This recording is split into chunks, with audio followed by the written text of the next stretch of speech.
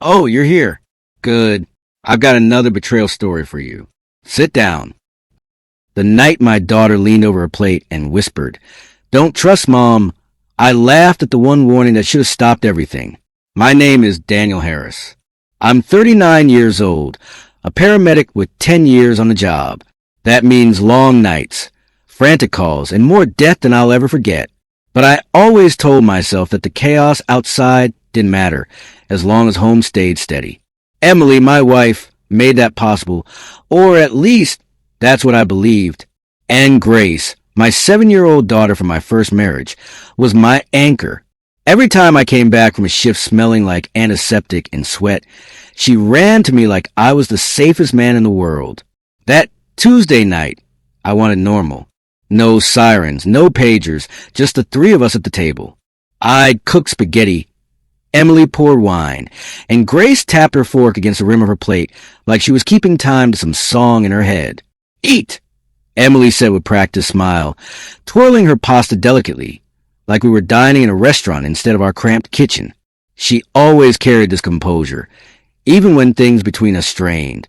Her hair perfect, voice calm, eyes steady. That night was no different. I watched Grace twirl a single noodle and then abandon it.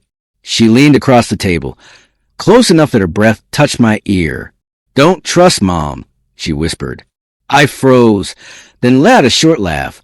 Awkward, nervous. "What's that supposed to mean, kiddo?" I whispered back, glancing at Emily. Emily's eyes flicked up, catching us. Her smile widened, too fast, too polished. "What are you two conspiring about?" she asked, her tone light but sharp underneath. Then she picked up the wine bottle and poured me a little more, as if filling the silence. Grace shrugged and stuffed a bite of bread in her mouth, suddenly interested in the crumbs on her plate. I ruffled her hair and forced a grin. "Just kid stuff," I said. I wanted to believe it. Needed to. Dinner dragged after that. Emily kept the conversation moving. Her new project at work, some fundraiser Lorraine wanted us to attend, and idle chatter about the neighbor's noisy dog.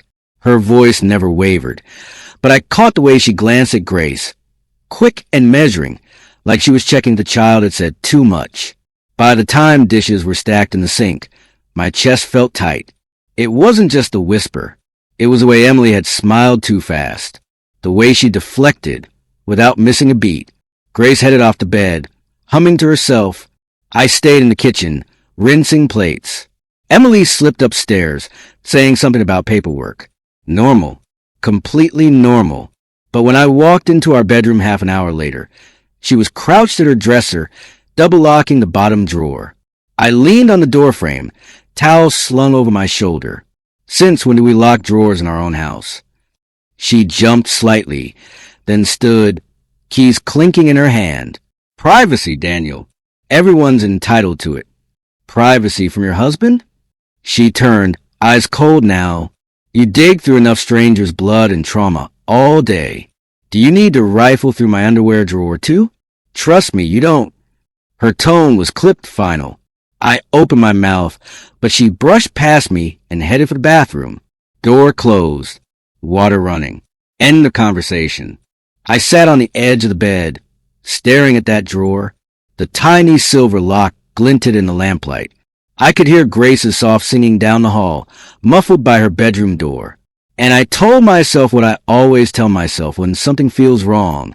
Don't overthink. Kids say strange things. Grace probably overheard something and twisted it in her head. And Emily, well, everyone needs a little space. A drawer, a password, a late-night phone call. Marriage isn't about knowing every detail. That's what I told myself as I lay back on the mattress, staring at the ceiling. But the whisper clung to me. Don't trust Mom. And for the first time in years, I realized I wasn't sure if home was really the place I thought it was. I told myself it was nothing. But cracks don't stay hidden, they spread. The days after Grace whispered her warning were heavy with silence. At work, I could drown out with calls, alarms, and the sharp focus that being a paramedic demands. But at home, every glance, every pause in conversation felt loaded. Emily moved through the house with her usual grace, calm voice, calm smile, the kind of composure I used to admire. But now, I couldn't stop asking myself if all that calm was just a mask. One Friday night after a brutal 12-hour shift, I came home expecting her to be asleep. Instead, she was in the hallway, pulling on her coat.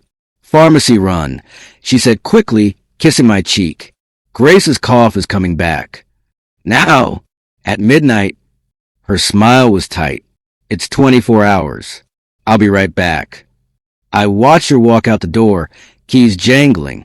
No cough syrup appeared on the counter when she returned, but she breezed past me and slipped into bed without explanation. I told myself not to push. Sleep clawed at me harder than suspicion did. The next week, it happened again.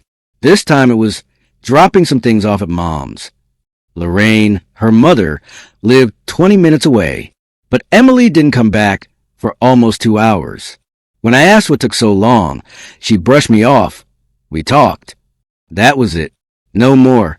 The following morning, as I pulled the trash to the curb, Tina from next door waved me over. She's the kind of neighbor who knows everything that happens on the block. The nosy type who can tell you what time the mailman sneezed. I usually kept our conversations short, but that day, she leaned in like she had a secret. "Your Emily sure likes to clean late at night," she said, smirking. "What do you mean?" "I've seen her carrying boxes into the car after dark. Thought maybe she's donating stuff. Funny time for it, though." I laughed politely, but the smile didn't reach my eyes. Boxes. Late at night. My stomach turned. That afternoon, while I sat with Grace coloring at the kitchen table, she showed me one of her drawings. A house with palm trees. A plane overhead. "Where's this?" I asked, pretending to admire the little details. She shrugged, busy with her crayons. "Mom says we're going somewhere sunny." The words hit harder than I expected. She said that. Yeah, for a new adventure. Grace added a stick figure with curly hair, hers, standing under the palm trees. Then she drew another figure with a frown. "That's you. You don't like the sun." She giggled at her own joke, then went back to coloring. I forced a smile. Maybe I'll learn. That night, the whisper came back, looping in my head. "Don't trust Mom." The next week, I stopped by Grace's school to drop off cupcakes for a class party. Ms. Green, the principal, caught me in the hall. She's a no-nonsense woman, mid-50s, the kind of person who doesn't waste words. "Mr. Harris," she said, "just a quick question. Are you aware of the paperwork your wife left about Grace's records?" "Paperwork?" "Yes. It looked like a transfer request. Nothing finalized, but I assumed you both discussed it." I froze. "Transfer?" "No, we didn't discuss anything." Her eyebrows rose slightly, but she didn't press. Perhaps just a mistake then. She excused herself with her usual efficiency, but my heart hammered as I walked back to my car. That night, I confronted Emily in the kitchen, voice careful, controlled. "Did you fill out something at Grace's school?" "A transfer request." She didn't look surprised. She didn't even look up from the cutting board where she was slicing vegetables. "They probably mixed up the files," she said smoothly. "Emily, they said you left the paperwork." She set the knife down a little harder than necessary. "You're paranoid. Do you hear yourself? Twisting everything into some conspiracy. Do you think I'd move our daughter without telling you?" I opened my mouth, but she cut me off, eyes flashing. "You're making Grace anxious. She's been drawing strange things lately, and it's because you keep planting ideas in her head." "I'm planting ideas?" I snapped before I could stop myself. Her expression hardened. "Yes, you. You come home from your night shifts, half dead, half suspicious, and you think you see things that aren't there. You want to accuse me of something? Fine, but you're scaring her. So maybe take a look at yourself before you start pointing fingers." The words sliced sharper than the knife she'd just set down. I went quiet, retreating into myself. I'd seen countless liars in my career. Patients hiding their drug use, abusers covering their tracks, witnesses feeding us half-truths. And still, I wanted to believe her. Maybe she was right. Maybe exhaustion was twisting things. But as I lay awake later that night, I couldn't shake the picture Grace had drawn. The airplane, the palm trees, me standing apart. Cracks don't stay hidden. They spread. And no matter how many times Emily told me I was paranoid, those cracks were already cutting through everything I thought I knew.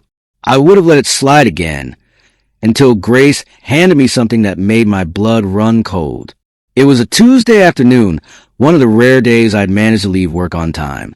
Grace had just gotten off the school bus, bounding inside with her backpack bouncing against her shoulders. She dropped it on the kitchen floor with a thud. "Dad," she said, almost whispering. "Look what I found." She pulled out an envelope, wrinkled like it had been stuffed in there fast. My first thought was homework. Maybe a note from her teacher.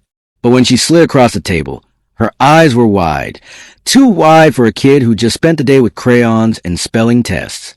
I tore it open. Inside were photographs. Pictures of me and Grace. At the park. In front of the house. Even one from her last school play. All of them were defaced. Our faces were scribbled out with thick black marker, messy and violent. "What is this?" I asked, my voice barely steady. Grace fidgeted with her sleeves. "It was in the back pocket. I didn't put it there." My stomach twisted. There was more in the envelope. Paperwork. A typed affidavit claiming I was unstable, unfit to parent. It listed incidents. Me supposedly forgetting to pick Grace up from school, leaving her alone at night, and even yelling at her until she cried. Lies, all of it. But they were written like facts, with names and signatures at the bottom. Witnesses. I scanned the names. Some I didn't recognize. A few were neighbors. One was even Ms. Green from the school. My hand shook. Grace's small voice cut through. "Am I in trouble, Dad?" I shoved the papers back into the envelope, forcing calm I didn't feel. "No, sweetheart, you're not in trouble. You did the right thing, showing me." That night, when Emily went to shower, I made a choice. For weeks, I'd ignored my gut, second-guess myself. But Grace's warning had been sitting inside me like a splinter. Now it was festering. I slipped into the bedroom and went straight to the drawer she always double-locked. To my surprise, the lock gave under a little pressure. Inside, under a stack of folded sweaters, was a phone. Not her phone, a second one. Burned into my mind immediately was a list of texts glowing on the screen. Messages to someone labeled only as R. Flights are confirmed. 2 tickets. Emily. Good. Rental is lined up. R. What about him? Emily. Neutralize. The affidavit will stick. I had to grip the dresser to keep from dropping the phone. Neutralize me. My wife, the woman I built a life with, the mother of my child, wasn't planning to leave me. She was planning to erase me. I scrolled further. Details about schools out of state. A condo near the beach. Conversations about custody, legal strategy. Every word felt like a blade against my chest. When the shower shut off, I shoved everything back where I'd found it. Emily stepped out moments later, hair damp, towel around her shoulders. She smiled at me like nothing was wrong, like she wasn't planning to rip my daughter from my life. That smile almost broke me. The next morning, I called Maya. She's been my best friend since high school, sharp as a knife and never afraid to tell me when I'm being blind. We sat in her car outside the station, away from listening ears. I slid the affidavit across the console. She read in silence, her jaw tightening. Jesus, Daniel. I found it in Grace's backpack. And this, I showed her the text I'd snap on my phone. She's planning something big. Flights. A rental. And this affidavit. My throat tightened. She's trying to make me into the villain. Maya didn't soften her words. She never did. She's not leaving you, Dan. She's erasing you. She wants Grace, and she doesn't want you in the picture. Hearing out loud almost made me sick. She'll take her, I whispered. She'll take her, and she'll have proof, fake proof, that I can't be trusted, if this lands in the wrong hands. Maya leaned closer. Then you don't wait. You don't give her the chance. You got evidence now. But you need to be smart. Smart. That word rattled in my head as I drove home. Emily was at the stove when I walked in, cooking like it was just another night, humming to herself. Grace sat at the table, swinging her legs, crayons scattered everywhere. For a second, It almost looked normal. Almost. Then Emily turned, ladle in hand, and gave me that calm, practiced smile. The same one she'd worn for years. The same one that now felt like a mask stretched too thin. I forced myself to smile back, but my insides were rotting with the truth. Grace's whisper hadn't been childish nonsense. She had been the only one brave enough to warn me, and I ignored her. Not anymore. The deeper I looked, the clearer it became. She wasn't just leaving. She was scripting a world where I didn't exist. It started with little slips from Grace. She'd repeat things that didn't sound like her. If Dad gets mad, say you feel unsafe. Or, if Dad forgets dinner, tell the teacher. Innocent phrases on the surface, but they didn't come from her. They were rehearsed. Coached. The first time she said one of those lines, we were brushing her teeth before bed. She looked up at me in the mirror and repeated it like she was reciting multiplication tables. I froze, toothbrush still in my hand. Who told you that? I asked. Mom, she answered without hesitation, and then giggled like she didn't know it was poison in her mouth.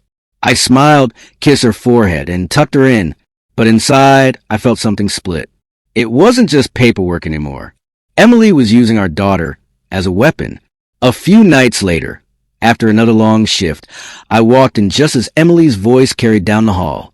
I stopped listening. She was in the living room, phone pressed at her ear. Unstable, dangerous, best interest of the child, she said, her tone perfectly even. I could tell she was practicing the words, rolling them around in her mouth until they sounded natural. My skin crawled. I edged closer and heard Lorraine's name slip out. Her sister, a lawyer who always played devil's advocate at family dinners. Emily was rehearsing with her, building the case. I didn't move, didn't make a sound, just stood there in the dark, staring at the woman who once planned our future in the same room, and realizing she was now planning my destruction in it. The next blow came from Tina, the neighbor. She caught me outside one evening, just as I was hauling gear from the trunk. Her voice was casual at first, like small talk. I saw Emily at the park the other day, she said. With that man, Logan, right? The one who used to help her with the fundraiser? My chest tightened. What about him? They had suitcases. Looked like they were loading up a car. I figured it was some work thing. Didn't want to pry. She shrugged. Guess it wasn't? I forced a polite smile, thanked her, and walked inside before my legs gave out. Logan. The name rattled in my skull like a warning bell. A family friend. Someone I barely paid attention to. Always around at events. Always quick to compliment Emily's organization. Her smile. I thought nothing of it. But now? Suitcases. A plan. A replacement. That night, Emily acted sweet. She cooked Grace's favorite pasta, kissed her on the forehead, and asked about school with that maternal warmth she always performed so well. But when she turned away, when she thought I wasn't watching, the mask slipped.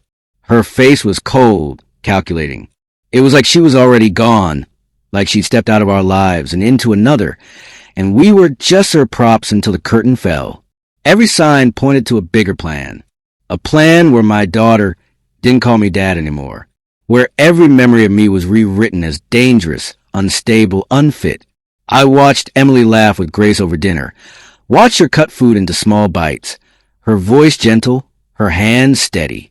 If anyone else saw her, they'd think she was a perfect mother. But I knew the truth now. She wasn't just trying to take Grace. She was trying to erase me completely. And I couldn't let that happen. It all came to a head tonight. I decided to stop laughing off whispers and start demanding answers. Grace was at a sleepover with her friend Hannah, safe for once from the storm brewing inside our walls. The house was silent, except for the hum of the fridge and the occasional creak of pipes in the walls. I sat at the kitchen table, the same table where I'd once eaten birthday cake with Emily, the same place where we laughed about bills and vacations and silly fights. Only now the table was a stage, and I was done pretending not to know my lines. In front of me lay the envelope. Next to it, the second phone, a printout of the rental deposit, the flight confirmations, and, worst of all, the forged affidavit that painted me as a danger to my own daughter. I waited. The front door opened sometime after 11. Emily's heels clicked against the tile, her perfume drifting ahead of her. She was humming softly, like she'd been at some elegant dinner party. But when she turned the corner and saw me sitting there in the dim light, her steps faltered. "You're up late," she said lightly, dropping her purse on the counter. "Rough shift." "Sit down," I told her. My voice wasn't raised, but it had the kind of weight that made her pause. Her eyes flicked to the table, then back to me. She forced a smile and lowered herself into the chair across from me. I pushed the envelope toward her. "What is this?" She opened it, glanced inside, and let out a short laugh. "Oh, come on. Really, Daniel? You've always been paranoid." "Don't," I said, sharper this time. I slid the affidavit across the table. "That's not paranoia. That's premeditation. Lies, forged signatures. That's an attempt to bury me alive." Her hand hovered over the paper, but she didn't touch it. Instead, she leaned back, crossing her arms. "You've always had a flair for drama. Maybe you should have been the lawyer instead of Lorraine." I pulled out the printout of the rental deposit and the flight confirmations, slapping them down one by one. "Explain this. A rental condo in Florida.